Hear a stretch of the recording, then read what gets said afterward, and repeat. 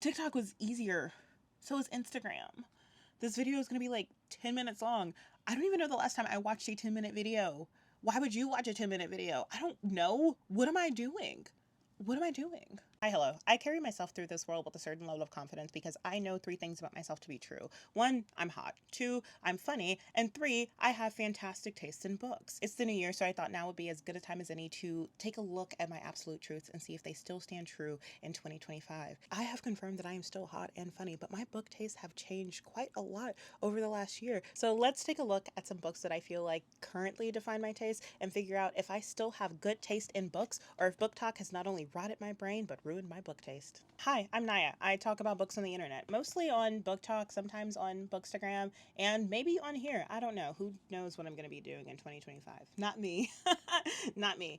Yeah, let's take a look at some books that I feel like define my book taste, and then you can determine if I have great taste or terrible taste, and that'll probably help you figure out if you care about anything I have to say on this channel. I gave myself like 10 minutes to look around my bookshelves and grab like 12 books that I felt like define my taste. So these are not my favorite books. They're not in any kind of order. They are just the books that I saw that I said, yes, that book has something that I love. So let's talk about it. The Bloodsworn trilogy. I love this series. I just finished in December and I had a wonderful time. I am not someone who usually finishes series. I ate this up over the course of like 2 or 3 months, and then I picked up another series by Gwynne because I loved it so much. This series is set in like a Viking inspired world. It's about a couple of different characters and they're all working towards different things, some good, some bad. Obviously, like, I love the world and I loved the like writing. I felt like it was very engaging. I feel like the way that Gwynne writes action scenes is so descriptive and so vivid. It was so easy to follow everything that was happening. So I feel like I actually enjoyed the action sequences in this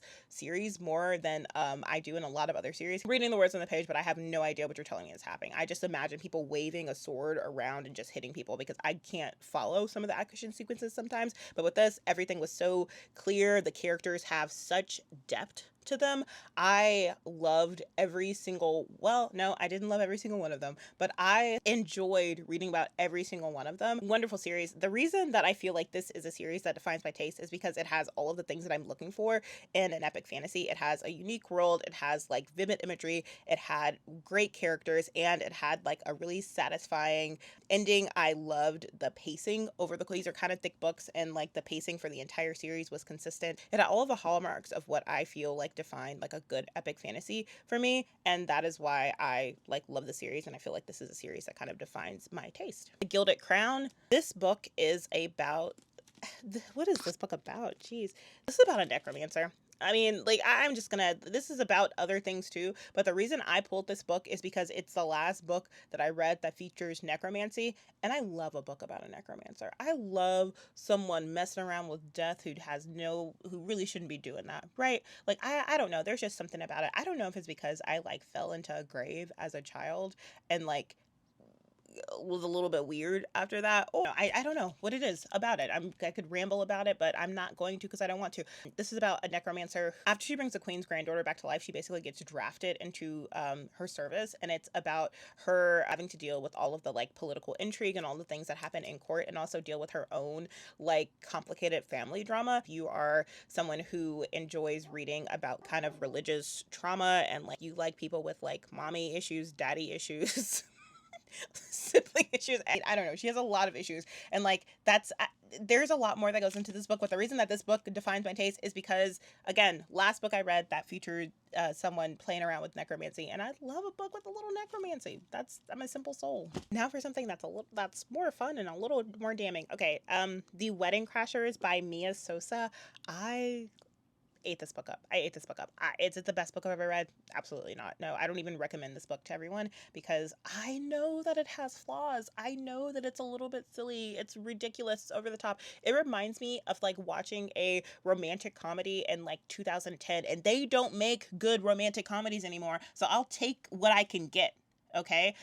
This is not a bad book. It's just not like groundbreaking. If you're looking for like a fun little sexy little like romantic comedy, this is it. This does it, right? That's what it is. You can probably read it in a day. It's a quick read, but I loved it, and I love romantic comedies, and I love little contemporary romances that make me feel like I am reliving the heydays of romantic comedies. That is a high that I am always constantly going to chase, and any book that tells me it can give me like what a rom-com would give me but make it sexy, I'm gonna pick it up. I'm gonna pick it up every single time, and I'm not gonna be ashamed of it. I mean, I might be a little bit ashamed of it, not this one in particular. I'm not ashamed of this one. This one is actually pretty good. She is helping her cousin with a wedding, and then she overhears the bride or the groom. She overhears one of them saying something where she's like, oh my God, these people aren't meant to be. They're not like actually in love. And so she's like, I need to make sure that I stop this wedding because they're not actually in love. And so she does it, but like, oops, she fucked up because she stopped a wedding and she really shouldn't have. And it's about basically like the two of them, the groom from that wedding and her having rom-com things happen to them for the rest of the rom-com-y book. Right? That's it. That's what it is. But I love it. It was cute. It was a good book. The Wild Hut by Emily Lloyd Jones. I like this book because it is a perfect standalone. I think every book that I heard that I've read has been a standalone, and it's been what I would define as like a perfect standalone. I love every single character in all of her books. This is just the last one by her that I've read. I sort of read like Welsh fairy tales, and I love a book that feels like a fairy tale but isn't a fairy tale, and that's what this feels like. It also feels like a real fairy tale, not like a Disney fairy tale, but like an actual fairy tale. The fairies are all like bad and out to get you, and you have to like make sure that you're not tricked into living in their realm for like 100 years and serving them and dancing till your feet bleed, right? Like those are the kind of fairy tales that I like. In this book in particular, it is about a huntress who can see fairies. Because she can see the fairies, she can like hunt them, and she can stop them from wreaking havoc on people's lands, basically, and like tricking humans in the human realm. Someone comes and like hires her to help him enter and win the wild hunt so he can stop his evil brother from like becoming king. And it's about them, and like it features like found family, which I love. I love found family so much. Everyone loves found family. This does found family like really well, and then in addition to like being so just atmospheric and wonderful and fairy tale-y, it just makes my heart like happy. And it is a standalone. It is a perfect fantasy standalone. The Dead Cattails Assassin. The book features necromancy, but it also features assassins, specifically black assassins, which that's gonna do it for me. I love a good novella. I know I just said, oh, I love a standalone and I love a novella. If I can finish a book in under 3 hours and it's a good book, sign me the fuck up. Like that's what defines my reading taste, is that I want to be here for a good time, and I don't always want to be here for a long time. And that's what this is. This is a good time, not for a long time. It's also like just a really unique, like good novella. I love a book that does something that I haven't like ever seen before. It is about an undead assassin who is given a job to assassinate someone, and when she goes to assassinate them, it turns out it's her. But how can it be her? Because she's her, etc., etc., etc. The plot thickens and whatever. It's just a very good book. I love it because, again, necromancy, assassins, black women being awesome. Odd Blood. I don't like cozy books. I don't know what it is about it. Maybe I just don't want to be cozy, but I love cozy horror.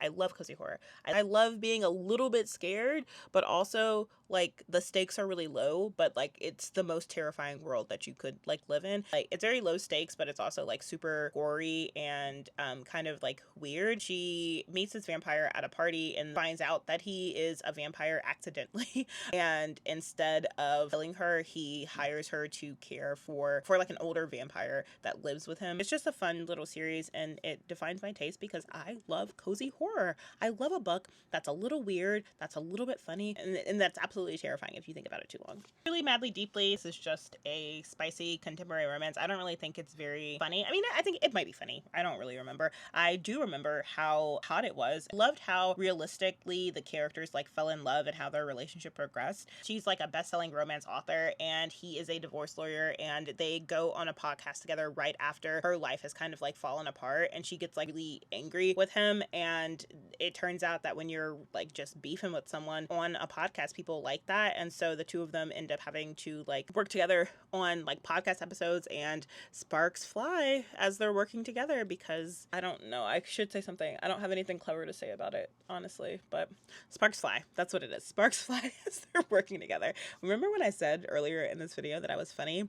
I might want to roll that one back, huh? I like it when my romance novels feature characters that are like realistic. Like, it's fine if the characters seem like they all need to go to therapy. We all need to go to therapy. That's okay. Gods of Jaden Shadow. This is the first book that Book Talk recommended to me. I wasn't even on Book Talk at the time. I think I just was randomly scrolling and I saw this book come up and I said, oh, that's right up my alley, because it is about a girl who goes on a road trip with the Mayan god of death. 100% up my alley. 1, death. 2, road trip. 3, Mayan mythology. It is a wonderful book. Another standalone. She just loves standalones. I think the takeaway from all of this is that I love standalones, I love death, and I love mythology. I have more books to talk about, but I feel like I've talked enough, and I feel like you get the idea at this point. I rarely ask strangers on the internet for their opinion, but what do you think? Do you think I have good taste or no? Let me know in the comments below. And if you think that I don't have good taste, you're wrong. I do have good taste. Actually, making this video solidified for me the fact that I have wonderful taste in books. I have great taste. Maybe you have bad taste. Not a great note to end a YouTube video on, especially at the first one. Jesus.